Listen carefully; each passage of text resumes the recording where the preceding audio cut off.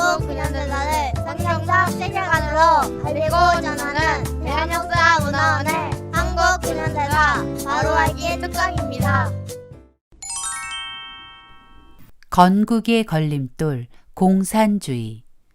대한민국 건국의 걸림돌, 공산주의 두 번째 이야기를 이어가 보겠습니다.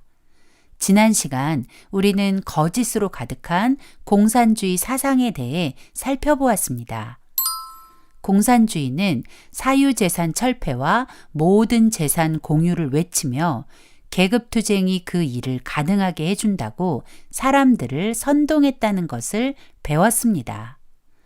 공산주의자들은 무신론과 인본주의, 유물론과 진화론이라는 거짓 사상을 이용해 공산화를 진행해 나갔습니다. 그러나 거짓 사상으로 만들어진 공산주의는 그들이 말하는 이상과는 전혀 다른 결과를 낳았습니다.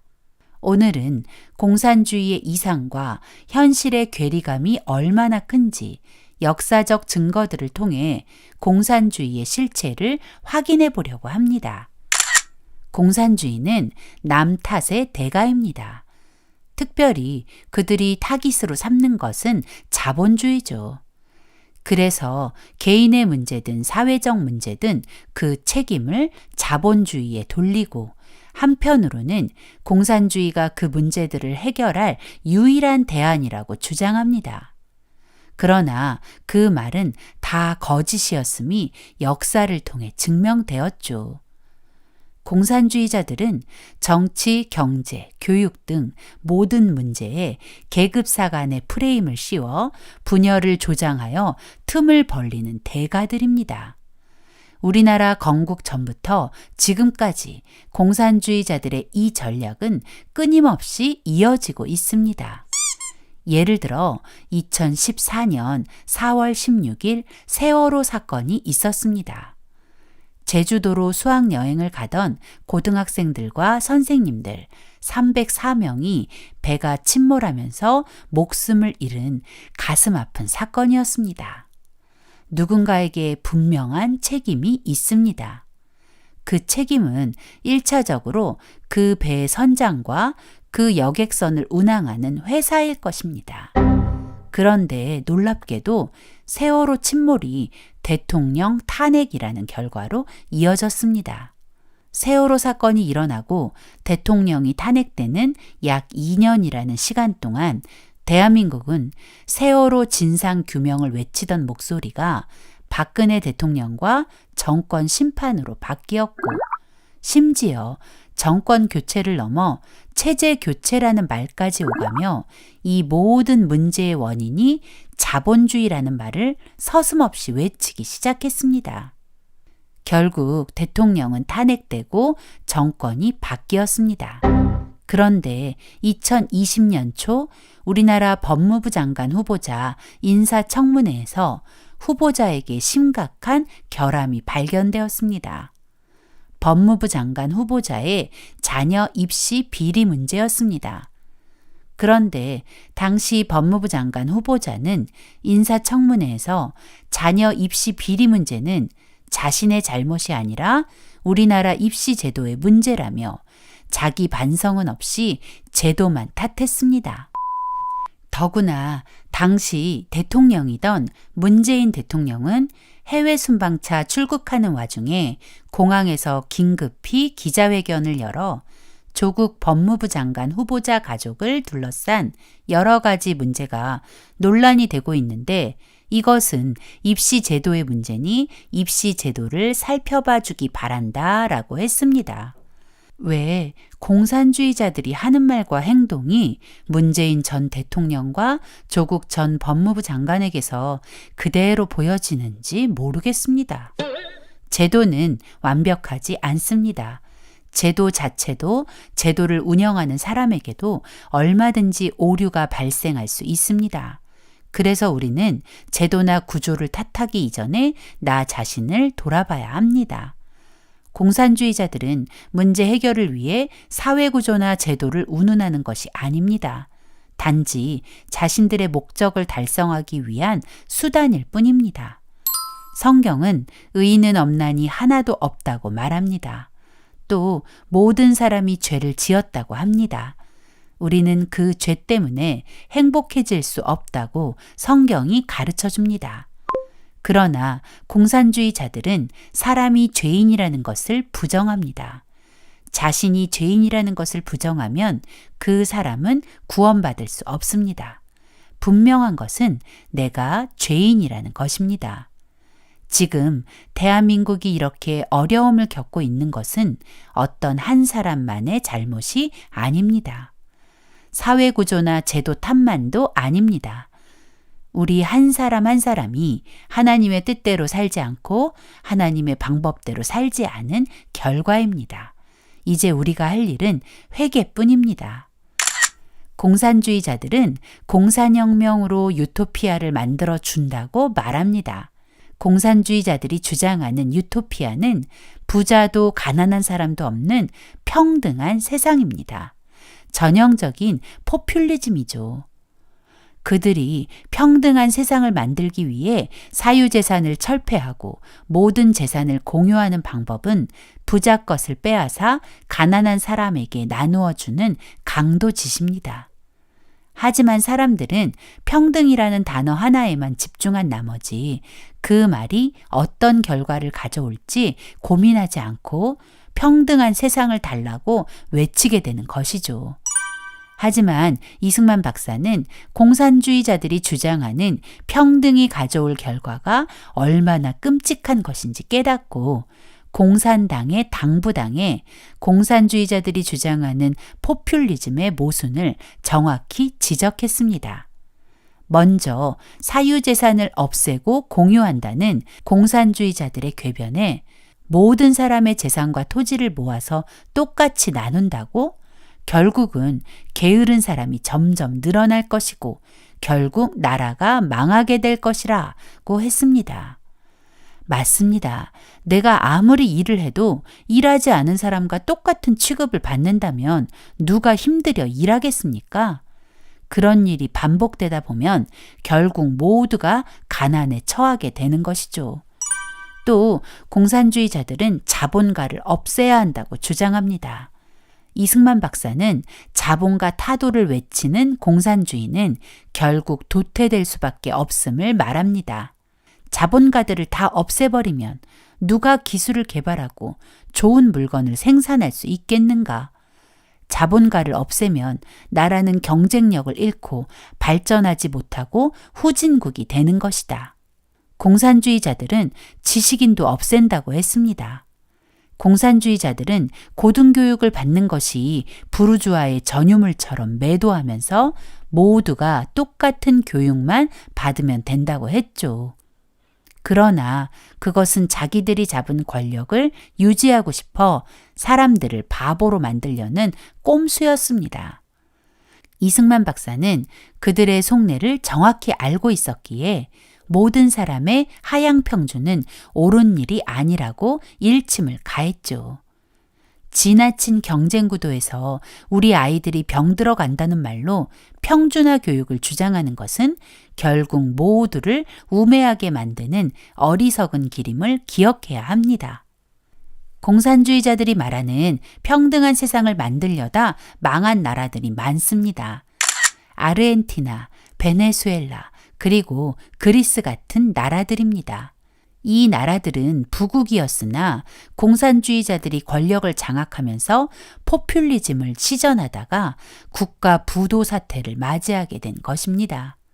사유재산 철폐와 재산 공유화를 하면 어떤 비참한 일이 벌어지는지를 잘 보여주는 사건이 바로 홀로모도르입니다. 홀로모도르란 우크라이나에서 일어난 끔찍한 아사 사건을 말합니다. 우크라이나는 러시아, 폴란드와 국경을 마주하고 국토의 중앙을 관통하는 큰 강이 흐르고 아래로는 흑해와 마주하는 풍요로운 곡창지대로 대대로 분홍이 많은 곳이었습니다. 그러나 공산주의 열풍에 휩쓸려 소련의 한 도시가 되어버린 우크라이나에는 반클라크, 즉 분홍 반대 시위가 일어나면서 농민들은 농지를 빼앗겼고 저장해둔 곡식마저 소련군에게 몰수당했습니다. 공산화된 우크라이나에서는 아무리 열심히 일해도 개인의 사유재산이란 존재하지 않았습니다. 사람들은 이제 더 이상 열심히 일을 해야 할 그 어떤 이유도 찾지 못했죠. 결국 사람들은 일하는 것을 포기하기 시작했고 기근까지 우크라이나를 덮치면서 우크라이나 곳곳에는 배고픔에 굶주리다가 말라 죽은 뼈만 앙상한 시체들이 쌓여가기 시작했습니다. 너무 배가 고파 죽은 사람의 시체를 뜯어먹는 일도 벌어지게 되었습니다. 1932년부터 1933년까지 만 1년 동안 우크라이나에서는 약 800만 명에서 1100만 명이라는 사람이 굶어 죽는 끔찍한 일이 벌어진 것입니다. 이 비참한 참사의 원인은 사유재산을 없애고 모든 재산을 공유화한 공산주의 때문입니다. 공산주의자들은 공산혁명으로 유토피아를 선물한 것이 아니라 생지옥을 선물한 것입니다. 이 끔찍한 진실을 세상에 알린 사람은 영국 출신 기자 가레스 존스입니다. 가레스 존스는 소련에서 벌어지는 스탈린의 만행을 취재하기 위해 소련으로 향했고 우크라이나에 도착했을 때 그가 목격한 현실은 너무나 끔찍했습니다. 그는 우크라이나의 참상을 카메라에 담았고 영국에 돌아와 스탈린의 실체를 세상에 폭로했습니다. 그러나 1932년 풀리처상을 받은 영국 출신 기자 월터 듀란티가 가레스 존스의 기사를 가짜 뉴스로 몰아붙였고 가레스 존스는 가짜 뉴스를 유포한 기자가 되어버렸습니다. 풀리처상 수상자였던 월터 듀란티의 말이 더 설득력 있게 들렸을 것입니다. 하지만 듀란티는 스탈린에게 매수된 쓰레기 기자에 불과했습니다.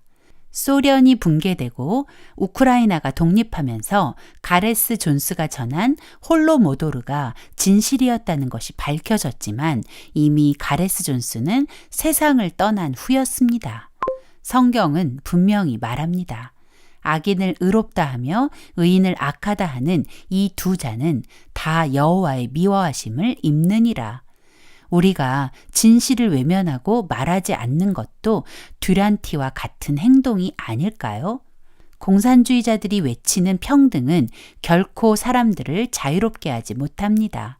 오히려 고통만 주는 무서운 함정일 뿐입니다.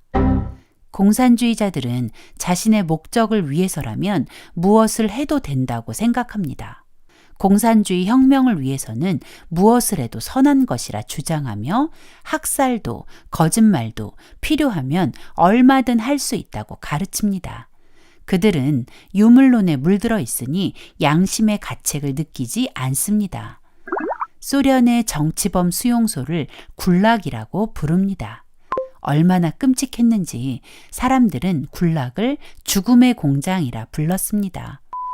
히틀러가 유대인을 학살한 끔찍한 독일의 아우슈비츠보다 더 많은 사람을 더구나 동족을 잔인하게 학살한 곳이 바로 굴락입니다.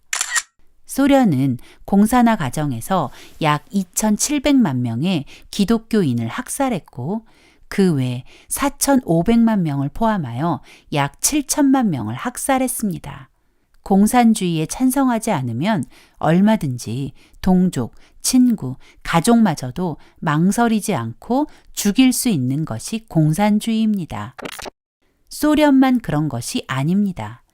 캄보디아도 1975년부터 공산주의자 폴포트가 권력을 잡으면서 1979년까지 약 4년 동안 끔찍한 민족 학살이 벌어졌습니다.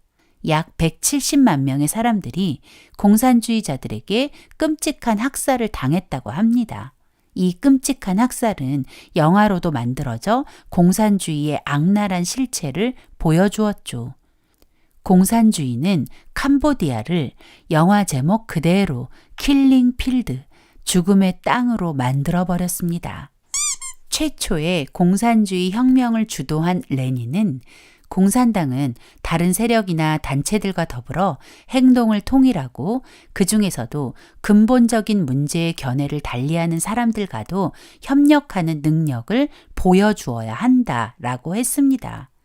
이 말은 절대 하나 될 수 없는 대상과도 얼마든지 연합할 수 있다는 것입니다. 진짜 좋아서가 아니라 거짓으로 그런 척 해야 한다는 것입니다. 예를 들면 공산주의와 기독교는 절대 하나가 될 수 없습니다. 왜냐하면 그들은 하나님을 부정하고 우리는 하나님을 위해 사는 사람들이니까요. 그런데도 공산주의자들은 얼마든지 우리와 친한 척할 수 있다는 것입니다. 그러나 자신의 목적을 이루고 나면 가차없이 제거해 버리죠. 공산주의자들은 착한 척, 친한 척을 몹시 잘합니다. 속임수의 달인이죠. 그들의 이런 행동은 공산주의의 중요한 전략, 바로 통일 전선 전술입니다. 공산주의자는 자신이 직접 나서지 않고 견해를 달리하는 누군가를 포섭합니다. 예를 들어 공산주의자들은 자신들과 견해가 다른 기독교인들을 포섭하기 위해 기독교인인 척 교회로 들어와 아주 훌륭한 성도처럼 행동하며 목사님과 친해집니다. 그리고 그 목사님을 이용해 성도들과 목사님을 따르는 많은 사람을 자기 편으로 끌어들이는 것입니다.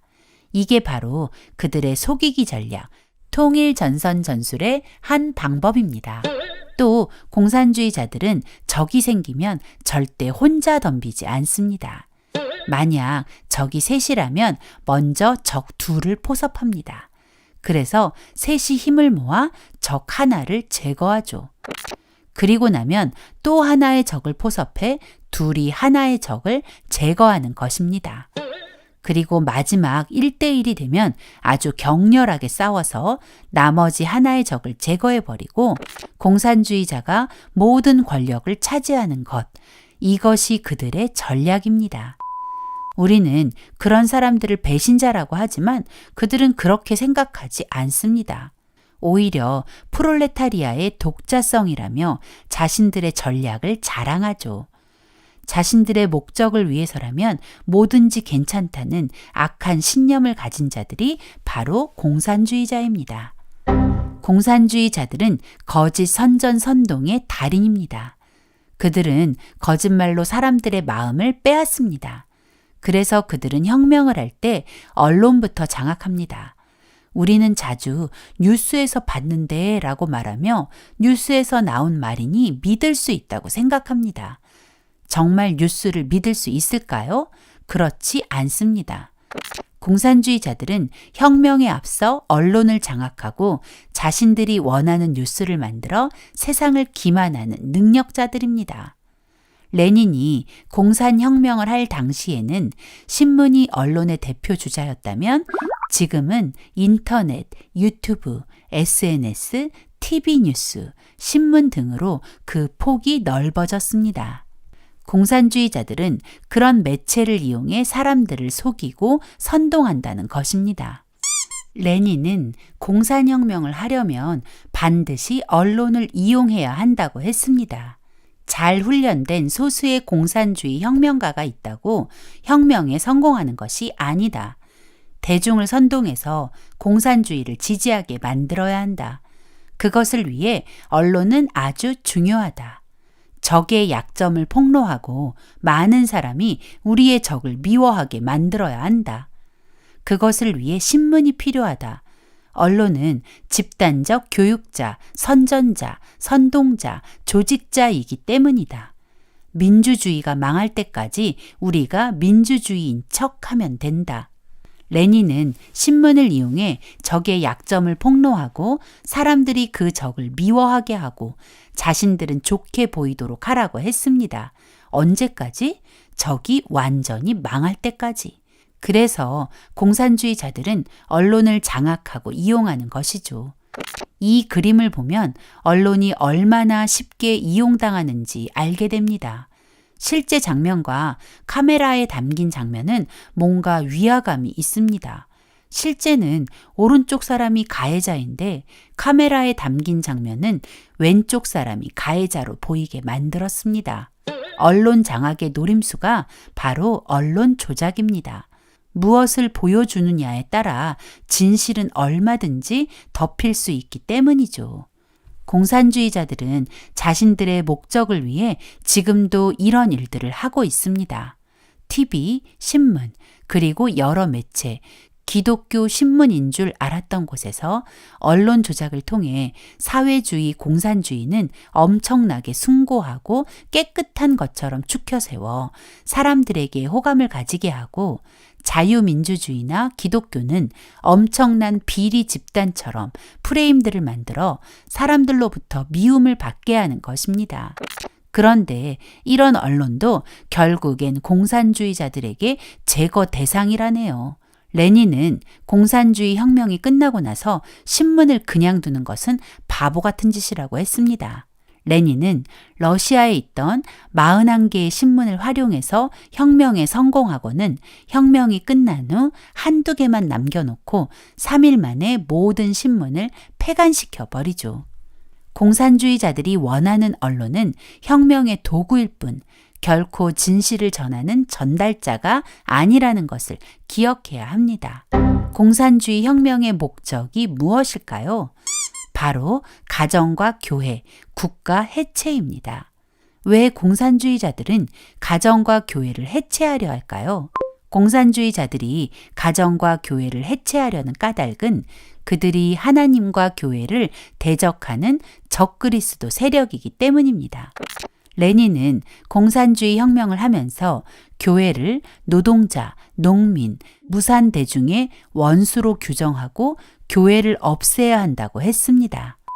스탈린 다음으로 소련의 권력을 잡은 후르시초프는 3년 안에 크리스천들을 다 없앤 후 마지막 한 사람 남은 것을 전국 TV에 보여준 다음 처치하여 크리스천들의 씨를 말려버리겠다고 했습니다.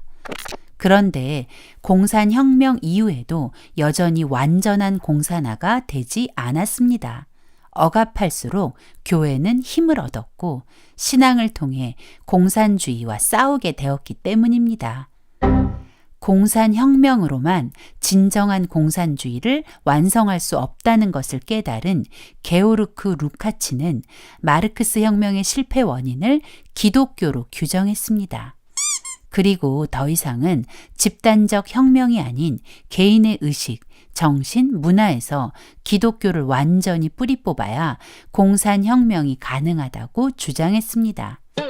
안토니오 그람시는 진지정과 헤게모니 이론을 세상에 내놓으며 전쟁에서 진지를 구축하여 싸우듯 정치, 경제, 교육, 문화 등 다양한 영역에 공산 진지를 구축하고 오랜 시간에 걸쳐서라도 주도권을 장악하여 공산주의를 완성하자고 했고 그람시의 진지정과 헤게모니, 즉 주도권 장악은 이미 대한민국을 아수라장으로 만들어버렸습니다.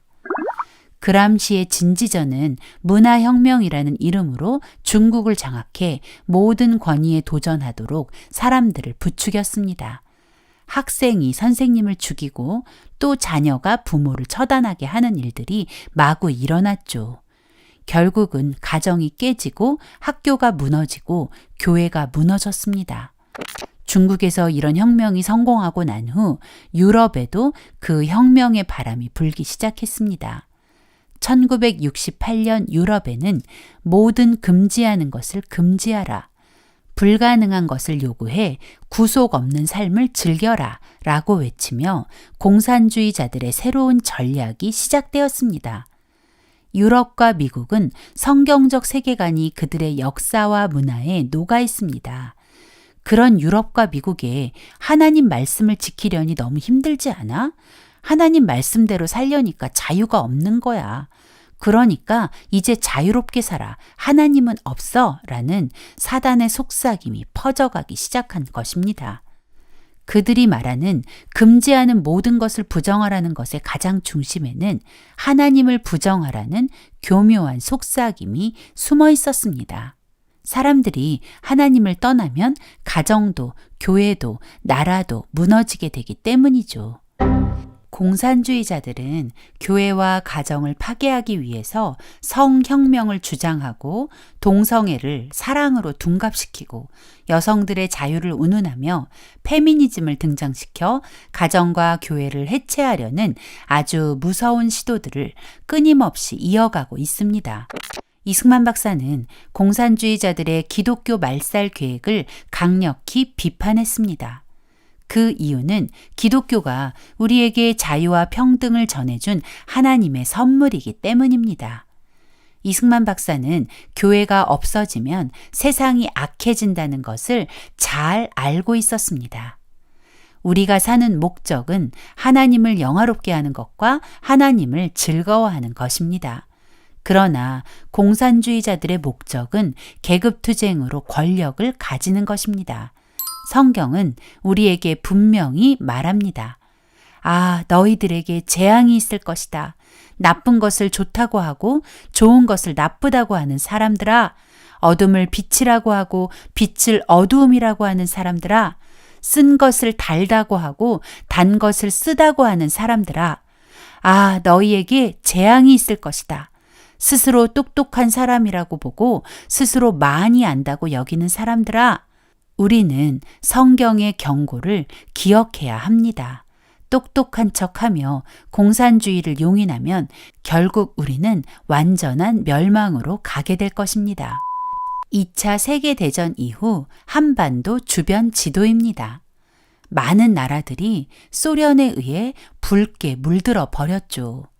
그런데 우리가 사는 대한민국은 그 붉게 물든 나라들 속에서 자유를 지켜냈습니다.